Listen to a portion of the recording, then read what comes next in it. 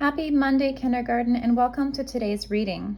For today's Read Aloud, we are going to read Snowman Magic. The author is Catherine Teagan, and the illustrator is Brandon Dorman. Let's name the letters in the title.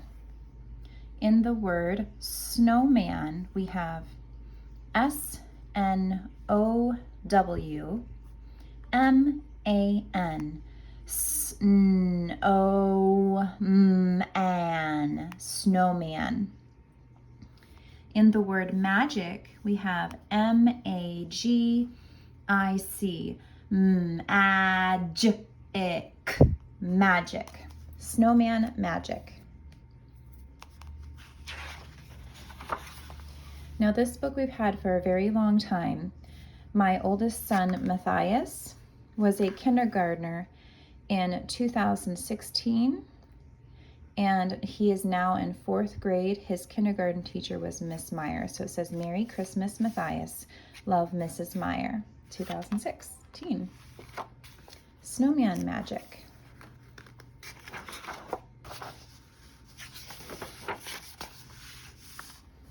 It had been snowing all day. Snowing, snowing, snowing. George was bored. There was no school, so he needed something to do. He kept looking out the window. Would it ever stop?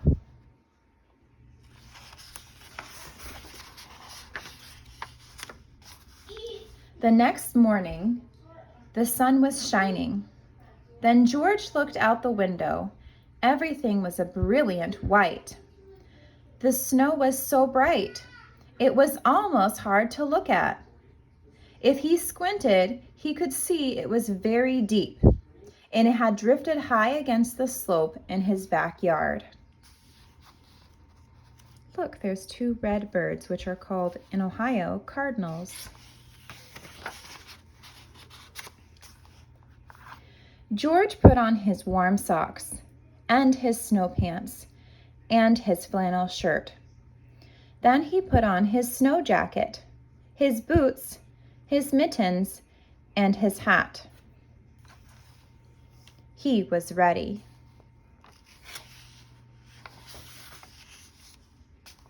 Outside, the air smelled clean and cold. George plunged into the snow.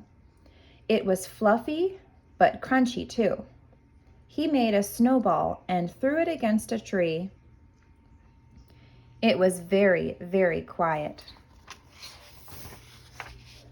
George took some snow and packed it into a small ball.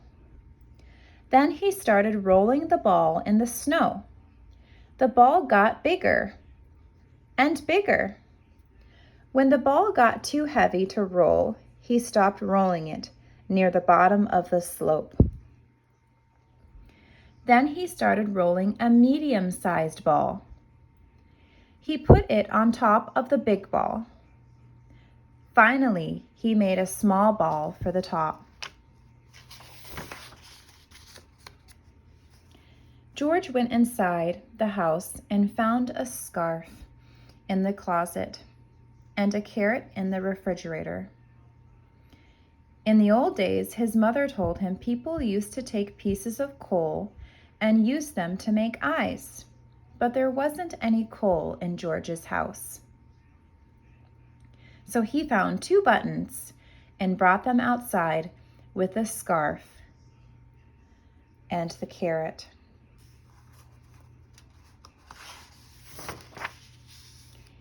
He carefully pushed the buttons into the small ball near the top. He stuck the carrot in the center. He found a few small twigs and used them to make a mouth. He wrapped the scarf between the top ball and the middle ball. And he found 2 branches to stick into the sides of the middle ball. It was a perfect snowman. George turned his head. He thought he saw the snowman smiling at him. Could it be? "Time for a snack," said George. He went inside the house and got 2 mugs of hot chocolate and some cookies. He put them on the snow table. "Would you like something to eat?" George asked. "I can't drink hot chocolate," said the snowman said, "but a cookie would be nice." It was magic!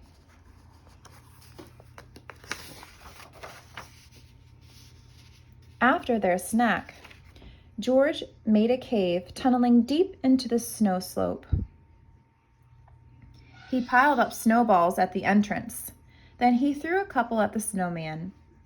The snowman made some snowballs and threw them back at George.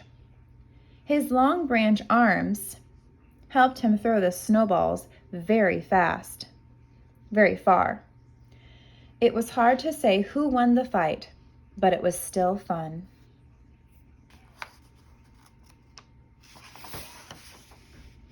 The snowman chased George around the yard, and then George chased the snowman.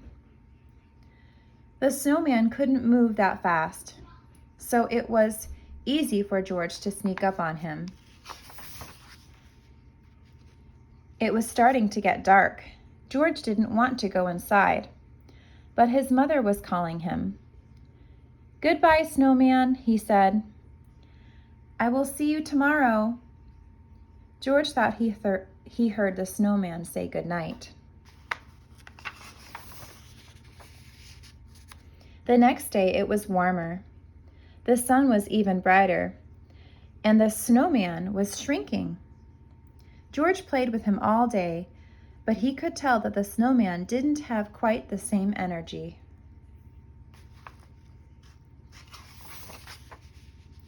Then it was Monday. George had to go to school. It was another bright, warm day. When he came home, the snowman was almost gone. The scarf and the carrot and the buttons had slid down.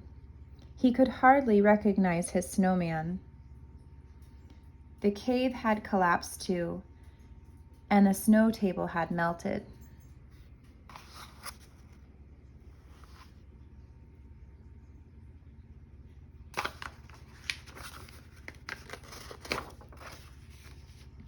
The next morning, George looked out the window.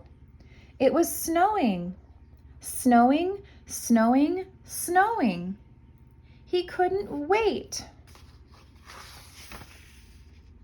to build his snowman again. And here's an illustration that Matthias added when he was a kindergartner. The end.